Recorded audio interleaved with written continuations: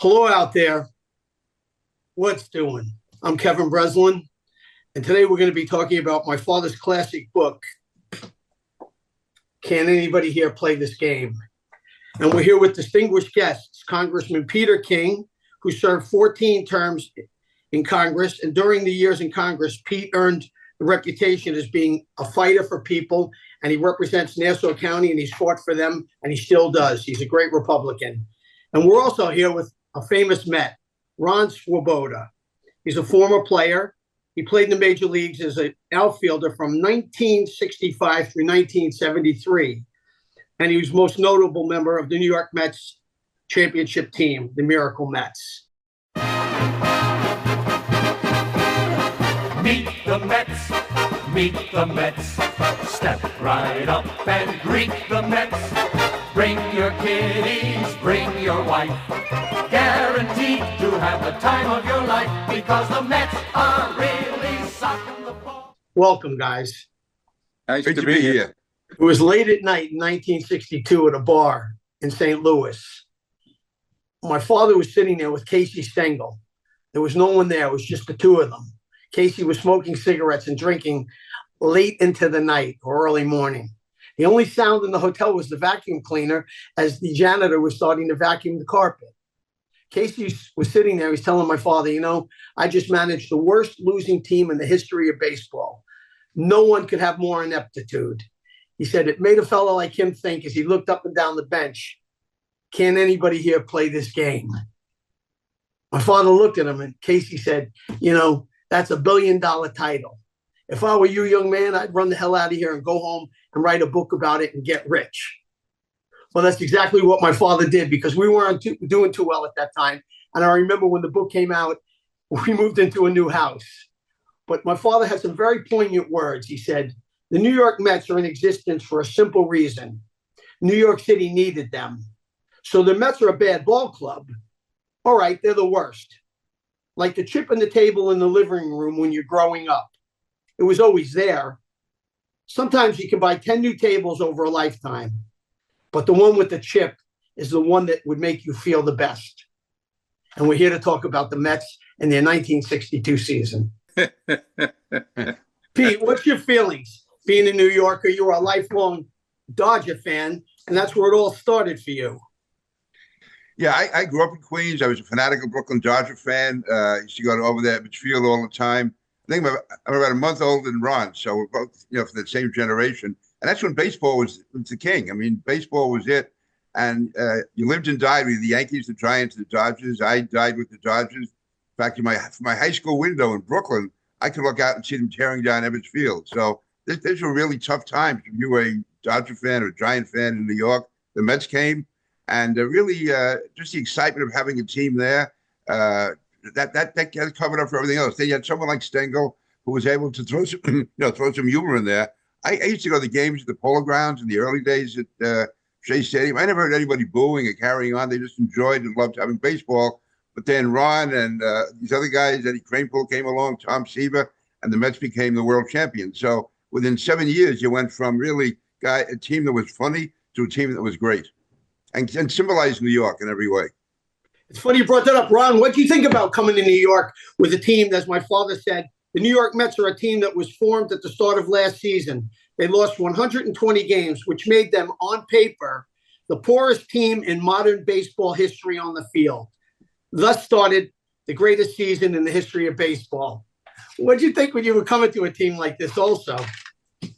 Well, look, one of the reasons I signed with the Mets out of Baltimore was that they said this team is so bad, your chances of getting to the big league sooner are great. And I went, sounds good to me. And when they said $35,000 bonus, the most dangerous place in the world would have been between me and that piece of paper they wanted me to sign.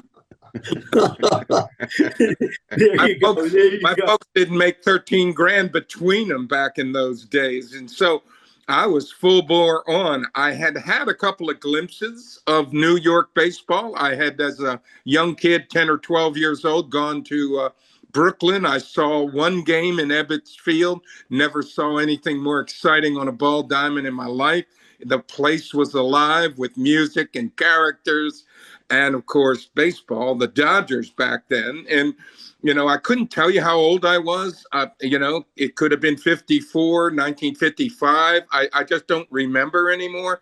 But I also finally got to New York as a 16-year-old, and I saw the Mets play in the Polo Grounds. So I got a glimpse of that on the hoof, as a kid. And when I got to spring training and met Casey Stengel for the first time, it was like a legend walking around in the flesh. I listened to everything he said.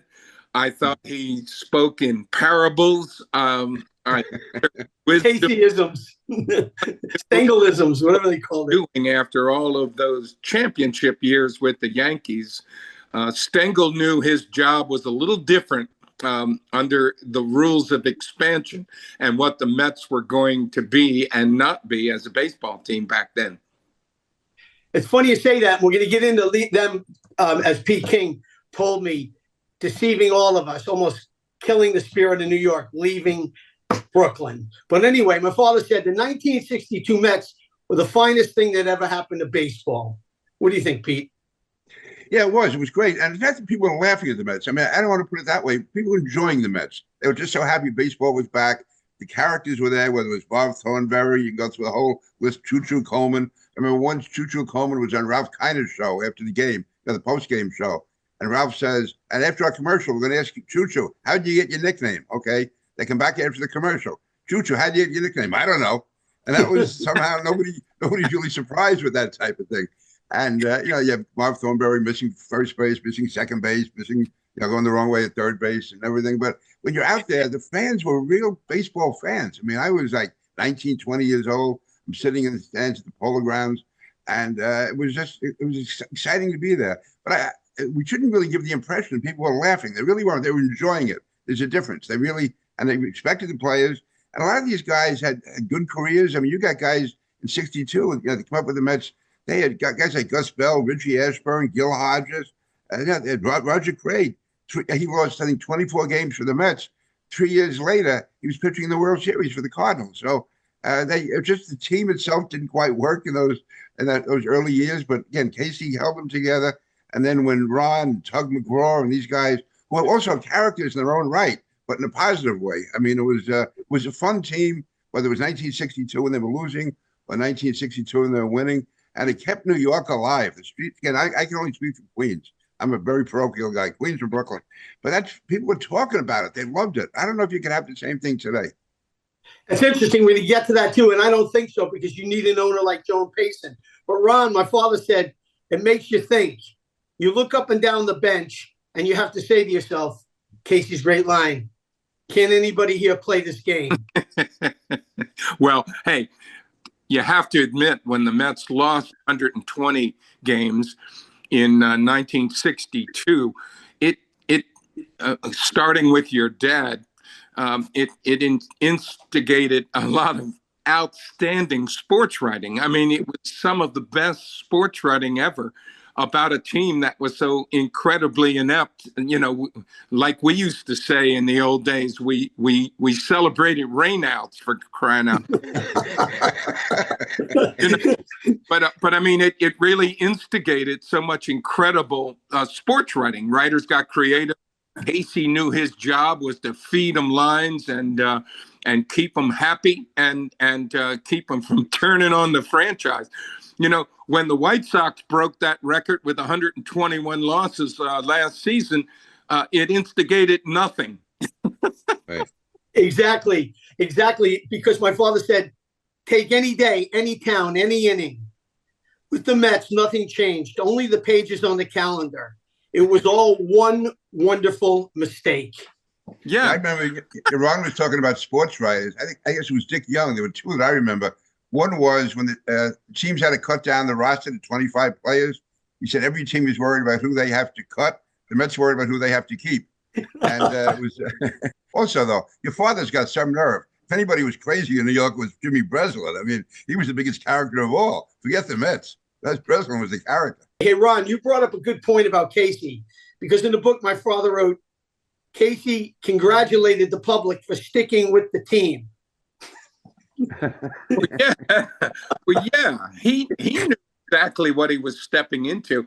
I think at the risk of tarnishing his own legend, Casey took that job, and I remember a line too. The Yankees unceremoniously fired Casey, and they were pretty straightforward about the fact that he was 70 years old, and they didn't think a guy 70 years old should be managing in the big leagues. Okay. Casey was immediately snapped up by the Mets, and at his press conference, signing with the Mets, Casey he brought up the point. He said, "The Yankees," in that gravel voice, he said, "The Yankees fired me for being 70 years old." He said, "I'm here to tell you, I won't make that mistake again." That's exactly it. Now, Pete, your heart was broken.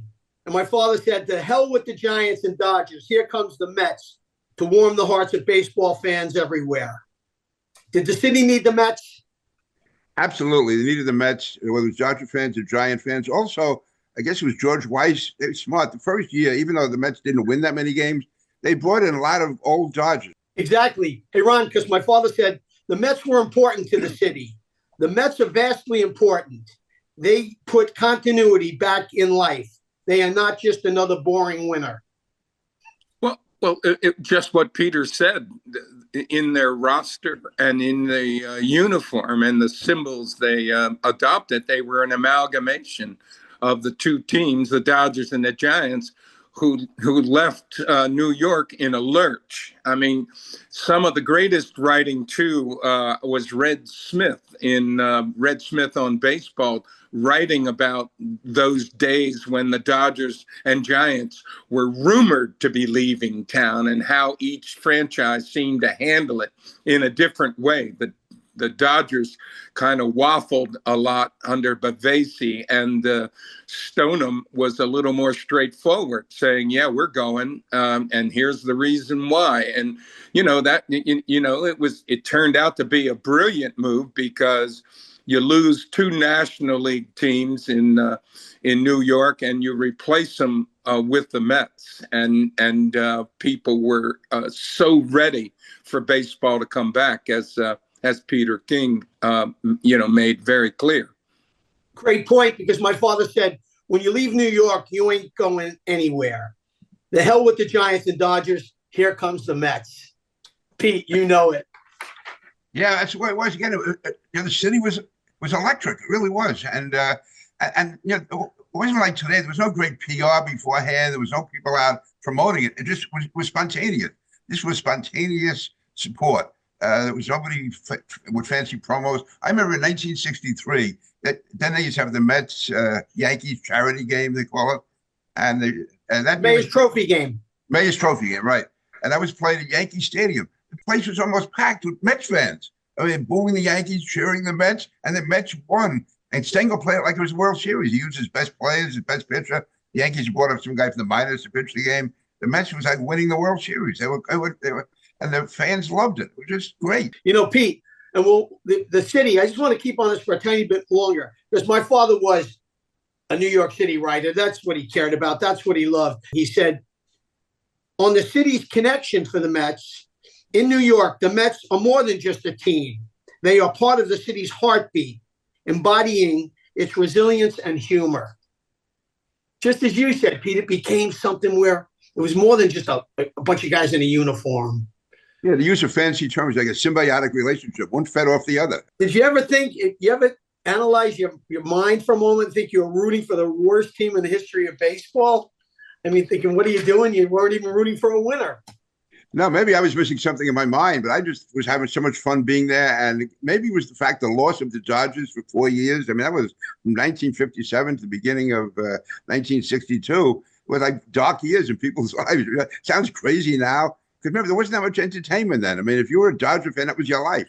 So then when the Mets came, we were just so happy to enjoy the team. And there was always hope. They'd always be picking up some guy. And okay, this guy's going to be great. That guy's going to be great. Usually they ended up not being great, but it gave you something to hope for. But I never remember a dark moment during those years. Now, people like bitch and moan, you lose 2 or 3 games. They get the analytics out and the guy has to be traded or somebody has to be cut, whatever. Then it was just you played it out and we just enjoyed it. It was like It was like going to the movies. It was great. It's funny because Ronnie said the same thing about Casey being the glue, the showman, because my father said, 73-year-old, he gives one of the finest performances under bad circumstances. Yeah, we look at it. He did every day. I mean, Kevin, your dad and his writing, it really embraced the warp and weave, the fabric of New York. And it started with guys that work. That's the great thing about New York City, is the guys that work for a living, the cops and the firemen and the people that get on the subway every day and go to work and make that city what it is today. I know there's a lot of tall buildings and a lot of wealthy people living in them, all up Madison Avenue and Park Avenue and whatnot. But the city of New York is about working stiffs. And that's, I think, what we tended to latch onto. Those people, those kids that came out, we were probably one of the biggest babysitters in the city. If your kid was, early teenage years, you could give them a couple of bucks, put them on the subway, and it was safe. And they come to Shea Stadium, and it was safe around Shea Stadium. And they latched onto us at a very young age. And popcorn and hot dogs in the stadium. Oh my God! If you had that extra money, it was great. We brought our sandwiches. It was fantastic. In the spirit of the great Jimmy Breslin, FastPhillySports.com often asks, "Can't anybody here play this game?" Pro and even college athletes are used to pampering, even in Philly, one of the toughest sports towns in the USA. But we don't pamper anyone. Not Bryce Harper, not Joel Embiid, not even Super Bowl champ Saquon Barkley. And stealing again from Breslin, we ask the extra tough question and look for a unique angle. Sports can be fun, even if you lose, and we have fun. Win, lose, or draw. Bamonte's. Bamonte's at 32 Withers Street, Brooklyn, New York, is a family-owned and operated Italian-American restaurant that has been in business since 1900. It is the oldest Italian restaurant in Brooklyn and one of the oldest in New York City. Once again, try our delicious food at 32 Withers Street, Brooklyn, or call 718-384-8831. Bamonte's. This episode of Breslin's What's Doing is brought to you by Medford Fast Lube. Put your car in good hands. With more than 25 years of experience, the experts at Medford Fast Lube will care for your vehicle like it's our own without breaking the bank. Take the stress out of the unexpected.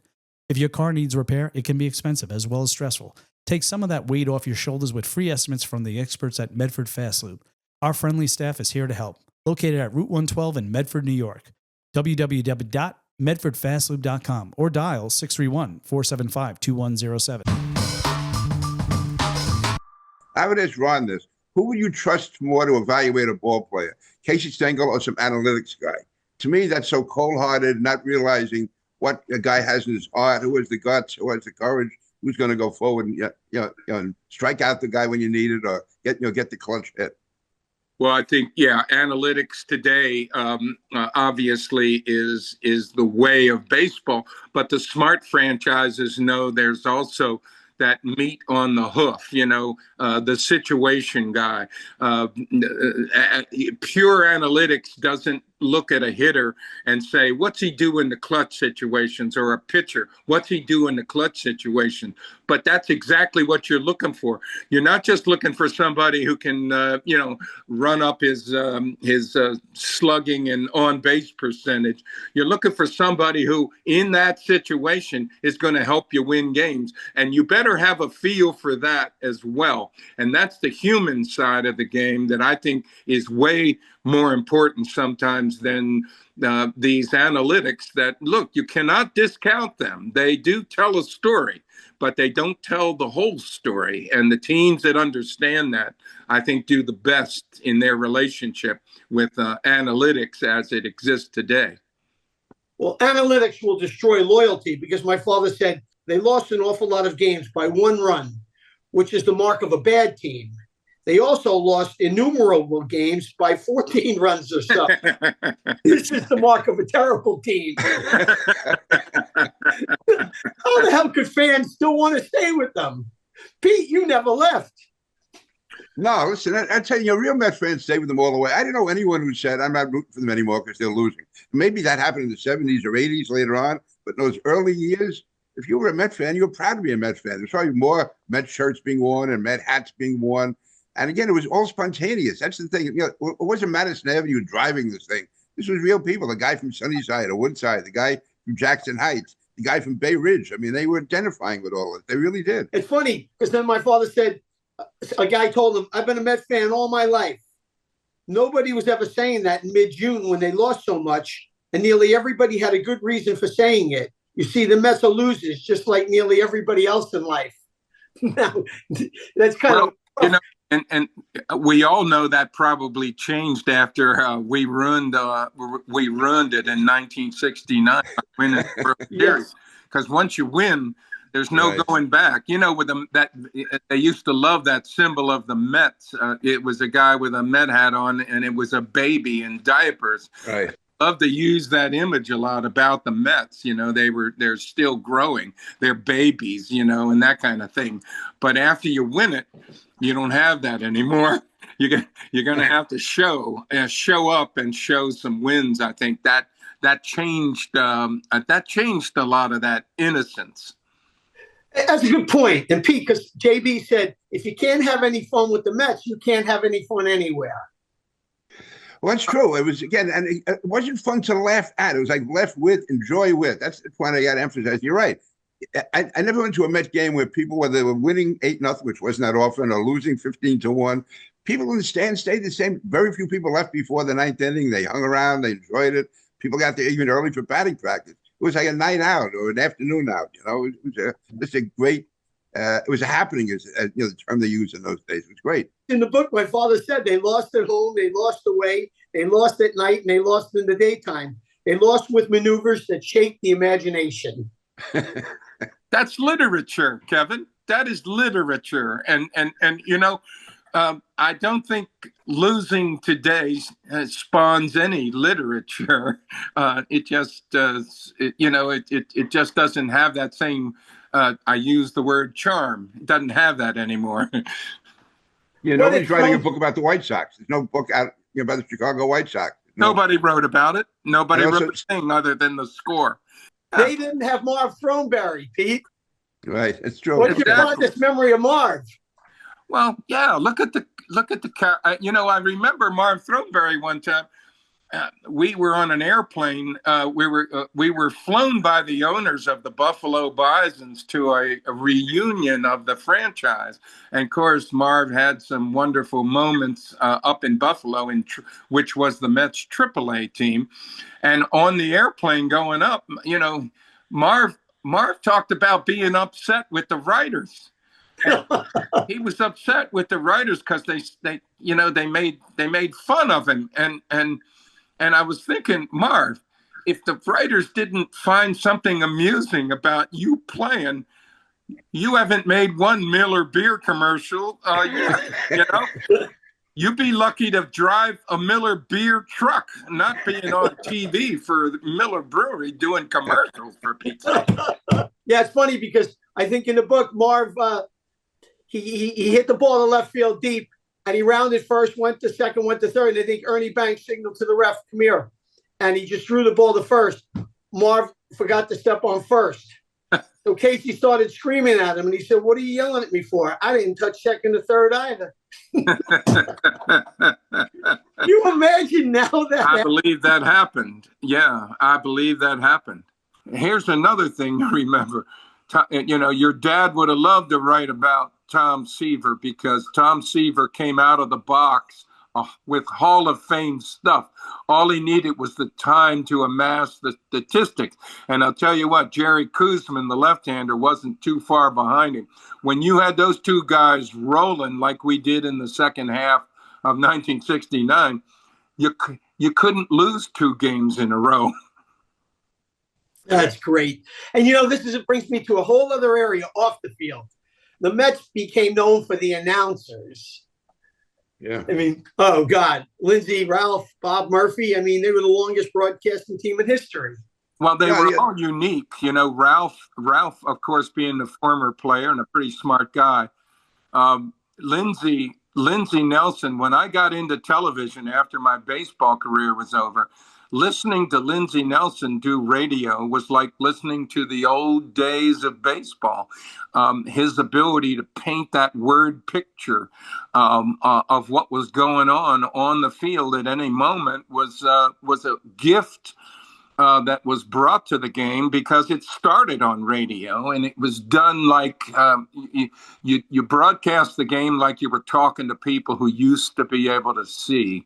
And no game of the major sports is presented on radio in more graphic terms than the game of baseball. When you had a person like Lindsey Nelson or Ernie Harwell, or those guys that came from the old days, the Dodgers' great announcer, all those. Well, remember this. Remember what he'd say? Well, hello, everybody.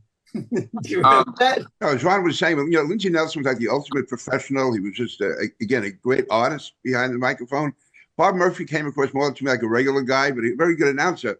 And then Ralph Kiner was Ralph Kiner. He was a funny guy. He was witty. He had like a deadpan sense of humor. But none of them ever acted like they were above the people. Lindsey Nelson, as good as he was, he never gave you the impression you should be honored to listen to him. He was happy to be talking to you. And Bob Murphy was really, the regular guy. And Ralph Kiner, you never know what he was going to say. And I do. Kiner said, solo homers usually come with no one on base. Well, I love talking about the spirit of the game here because my father remarked, baseball is a game for the hopeful, and the Mets give hope to those who love the underdog. That's true. Absolutely. And I think Ron was saying the working class guy in New York considers himself the underdog, but he's never going to give up. And that's what the Mets were. Yep. Absolutely tied to that thought. Look, they lost the most games, 120, the most home runs allowed in one season against them, 192. I mean, they set every record for being abysmal, and yet the love grew and grew and grew. The attendance busted out. The more they lost, the bigger the attendance. Yeah. People couldn't wait for next year. I never remember a game where people wanted to go home. I mean, that's what I'm saying. You'd go out to L.A. and, in about the 7th, 8th inning, people were already filing out of the ballpark, heading home to, for their glass of white wine and, the jacuzzi or something. And in Shea Stadium, man, they stayed to the bitter end. Yeah. And most of the endings when I was there early on were bitter. Hey, Pete, so you think they're legends? The Mets, the 62 Mets, will be a legend that no one will ever forget? No, listen, this is 60 years later. Remember, 60 years before that was 1902. Who thought about 1902 in 1962? Today, we're talking about the Mets like it happened yesterday, the 62 Mets. No, I think they're going to be part of certainly New York baseball folklore forever. Because JB said, you watch the Mets, you know life. There has never been a club like this. Well, that's true. Thank goodness, your dad wrote that book, and he wrote it in vain, in vain of what was going on. And, thank goodness you have those words down on paper, because that's when people want to know exactly what it was about, what was happening then, how people felt about it, they can go straight to the between the covers of Can Anybody Here Play This Game? Yeah. Yeah, and we'll leave it with this. He said, because he genuinely loved this. I know he did. But he said, but they are from New York, and this is the National League now. We have the Mets, and that's the way it should be. We're with familiar things again. Did the Mets lose an awful lot? Listen, mister, think a little bit. When was the last time you won anything out of life? Right. Yeah. He tried to have some fun, and LGM, guys. Well, thank you so much for your time. I hope you enjoyed it. Is there any one little thing was the one memory that sticks with you all the time when you're walking down the street, some story, Ronnie, that you say, wow, I was proud to be a Met? I've always been proud of that. My time with early Mets is gold to me. But when I was writing my little book, here's the catch, talking about the 69 season, I talked. It's a great book, by the way. Very good book, Ronnie. Good book.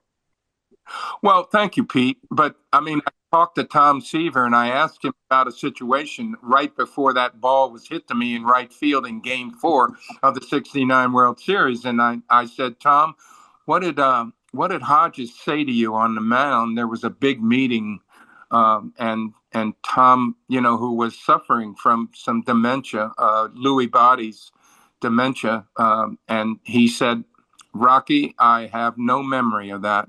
When he said that, it was like a big weight landing on my head. It was like it was just horrible feeling, because I'm like, look, I don't live in the past, but those memories are golden to me, and the thought that something could snatch them out of my head and they're gone forever was a sadness I couldn't describe. And Tommy was going through that then.